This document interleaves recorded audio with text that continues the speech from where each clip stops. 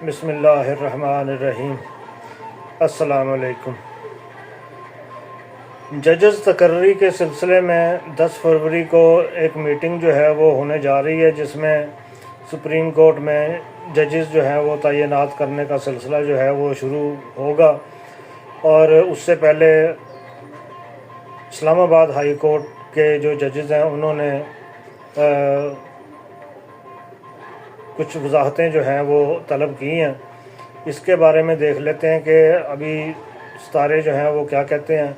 जिन लोगों ने मेरा चैनल सब्सक्राइब नहीं किया वो मेरा चैनल सब्सक्राइब कर लें, ताकि आने वाले दिनों की जियो पोलिटिकल सिचुएशन जो है वो एस्ट्रो पोलिटिकल सिचुएशन, उसके बारे में मैं आपको मज़ीद इन्फॉर्मेशन जो है वो दे सकूं। देखें, 7 फरवरी को सितारों की पोजीशन जो है वो अहम फैसलों की निशानदेही कर रही है। ज़ोहल और मुश्तरी जो है वो उसका असर ज़ाहिर करता है कि ये दिन इदारा जाती तब्दीलियों के लिए अहम दिन होगा। मरीख अतारद के बुर्ज दिलों में दाखिल होने से मामलात में गर्मा गर्मी और तनाज़ात जो हैं वो बढ़ेंगे। और इस मीटिंग के वक्त जो है वो सितारों की पोजीशन क्या होगी वो भी बता देता हूँ आपको। अब ये है कि ज़ोहल इदारों की मजबूती और आइनी मामलात पर जोर देगा, लेकिन फ़ैसले तख़ीर का शिकार हो सकते हैं। हो सकता है कि कुछ चीज़ें जो हैं वो पेंडिंग हो जाएं। मुश्तरी जो है वो इस बात का इशारा करता है कि इसका मुस्बत असर जो है वो शफाफियत और एहतसाब के अमल को नुमाया करेगा, लेकिन मौजूदा सियासी हालात में ये असर मुकम्मल तौर पर ज़ाहिर जो है वो नहीं हो पाएगा। जो जजेस हैं वहाँ पे इस चीज़ के बारे में भी आवाज़ उठ सकती है कि जिस तरह की तकर्रियाँ की जा रही हैं ये अमल जो है ये शफाफियत को फ़रोग नहीं दे रहा, तो इसके बारे में आवाज़ जो है वो उठेगी। मरीख क्योंकि इख्तलाफात को बढ़ा सकता है और गैर मुतवक्को फ़ैसलों की निशानदेही भी कर रहा है कि कुछ ऐसे फ़ैसले भी आ सकते हैं जो मुतवक्को नहीं है। और फिर चांद की जो पोजीशन है वो भी अवामी जज्बात को भड़काने वाला अंसर जो है वो आगे से शो कर रही है। ख़ास तौर पर सोशल मीडिया और अवामी राय जो है वो इस पर भी असर पड़ेगा। अब मुमकिना असरात जो हैं वो क्या होंगे उसके बारे में ये है कि जजेस की तकर्री में इख्तलाफात और मीटिंग में सख्त इख्तलाफ राय का इम्कान है और बाज़ फ़ैसले जो हैं वो मुतनाज़ा भी हो सकते हैं। अब मुतनाज़ा फ़ैसले होने का मकसद ये है कि गवर्नमेंट जो है वो अपनी मर्ज़ी की तकर्रियाँ करेगी।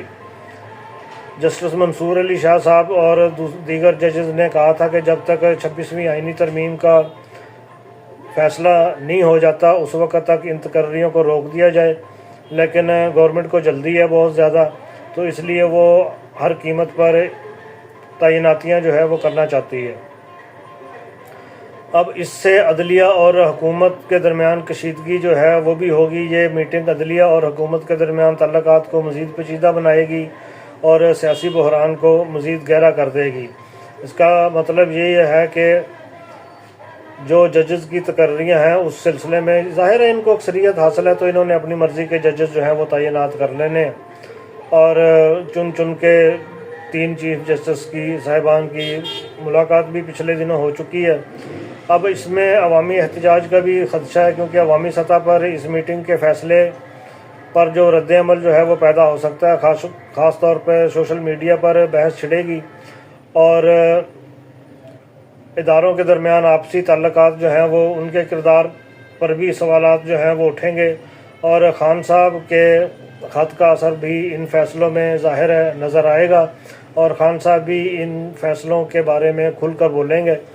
तो हालात का तकाजा जो है वो यही है कि इन फ़ैसलों में बुर्दबारी का मुजाहरा किया जाए और सितारे भी इसी चीज़ को निशानदेही कर रहे हैं कि इदारे जो हैं वो अगर अपनी आइनी हदूद में रहकर फ़ैसले करें तो मुल्क में इस्तेहकाम होगा। यही खान साहब ने कहा था कि जो जो इदारे हैं वो अपनी अगर डोमेन में रहकर काम करेंगे तो ही पाकिस्तान जो है वो आगे बढ़ेगा, वरना अफरा तफरी, इंतशार और मुजाहरे, तशद्दुद, इस तरह की चीज़ें जो हैं वो पाकिस्तान की सियासत में अगले आने वाले दिनों में जो है वो मज़ीद होंगी। अभी जनवरी है, जनवरी इतना ख़तरनाक नहीं है जितना मार्च ख़तरनाक है। आगे आगे क्या होगा इसके बारे में मैं अगली वीडियो में बात करूंगा आपसे। तब तक इजाज़त दीजिए।